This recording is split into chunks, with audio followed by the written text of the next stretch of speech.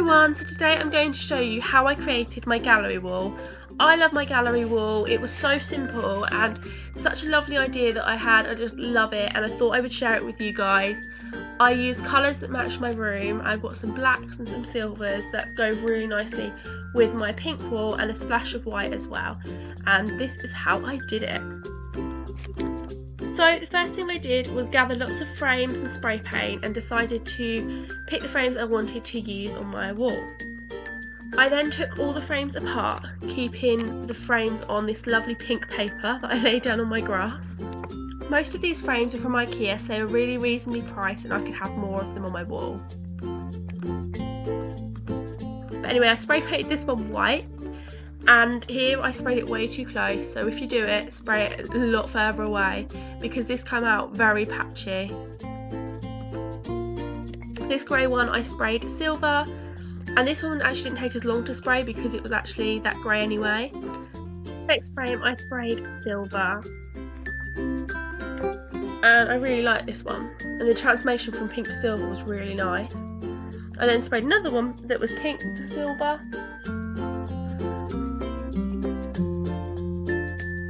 I decided that this white one didn't look nice, so I thought I'd go in with the silver again. It dried and there was like little bits on it I didn't like because obviously I sprayed it way too close, and this turned out a whole lot better and I love it. So I got my photos from La La Lab and they are some beautiful pictures. I've got Polaroids and normal ones, and that's where I got all them from. So now I'm opening this frame. This is quite a simple one because it's just a picture of Poppy, but it was a little bit too small just to put it in there on its own. So I cut out this piece of white paper and stuck it to the back of the frame just so there wasn't any gaps.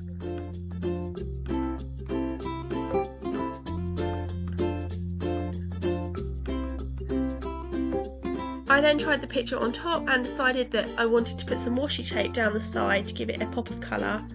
You can't really see this in the frame, but we know it's there.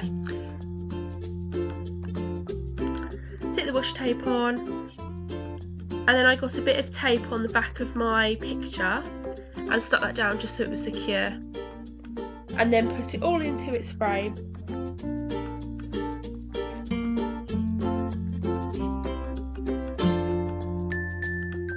So now I'm moving on to a silver frame and a picture of me and Kirsty. I'm taking the things out and I'm picking some paper from my adult colouring book. I like this floral design, and then I was going to use the back of the frame as my guide for the size.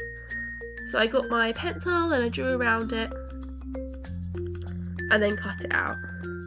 Put my picture on top so I know roughly where it's going, and put the tape attaching it. I then got some pink gel pens and coloured around in different points just to add a splash of colour to the black and white print. I also did this with my prom picture, however I didn't have the footage of that, I kind of lost it. But it's literally exactly the same concept of just colouring in different sections to add accents. I'm then using this gummy stuff and I would not recommend it. It's like a pearlescent style gel, do not use it.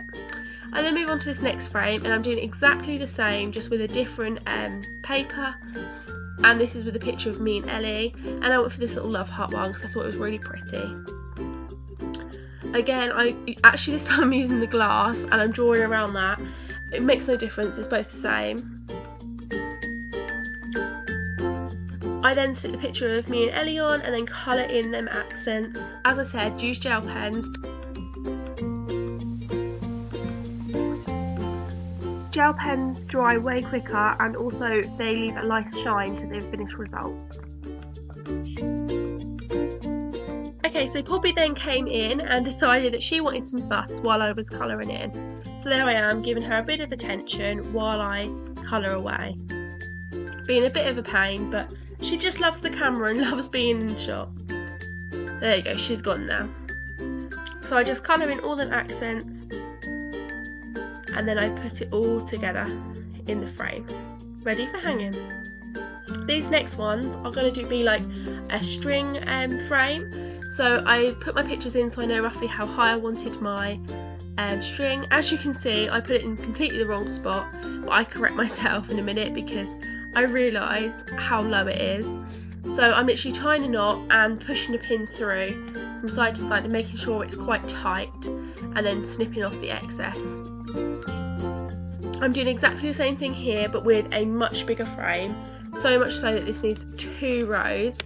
So again, I'm lining up and tying a little knot and then pulling it through that, making sure it's really tight. I think that's the most important thing because it can easily lose its slack.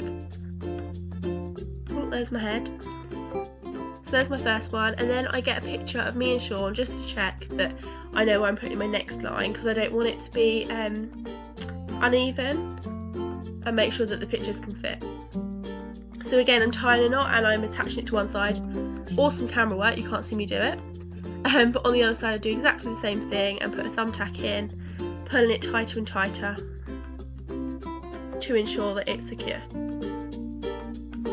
This next part was a fail, and I actually got my friend to correct it. I thought of doing a memory, so I found nice text. I printed it off my printer using a grey ink.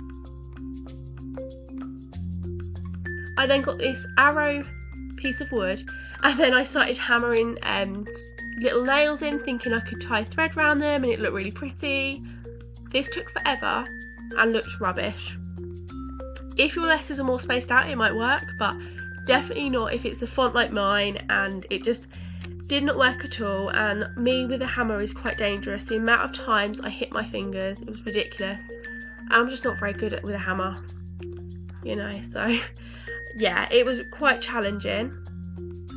And I even used multiple tools as well. Here I'm using a weird pusher, and that's meant to be easier, and even Dad had a go and it just couldn't work. So anyway, I spoke to one of my friends at work, and she has a website, Let's Talk About It, and she created this for me. I created the arrow and painted it white, and then she wrote the word memories on it, and I absolutely love it. So I'll leave her Facebook page link below. I then have my prom photo and my New York photo. The prom one was so easy to do, and the New York one was even simpler because I was just putting the pictures in the frame. I've not zoomed too much in the New York one because Mum's in it and she doesn't like to open the camera. This star is so gorgeous. I got it from an interior design shop. I think it was only like £10, it's a bargain. So here is my dad assembling my wall. We previously planned this out on a piece of paper, like where I wanted things to make it look nice on the wall, thinking about the spacing. But I roughly did it like so it was kind of symmetrical, so a big one and a big one the other side.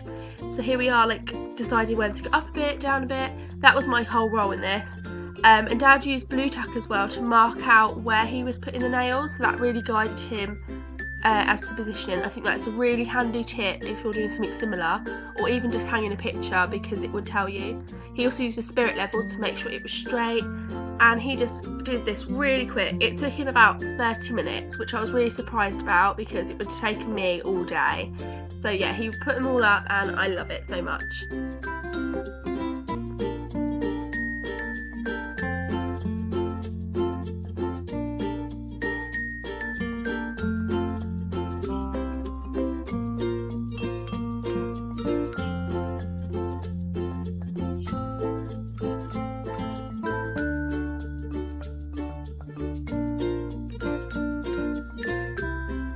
And there is the final one going on.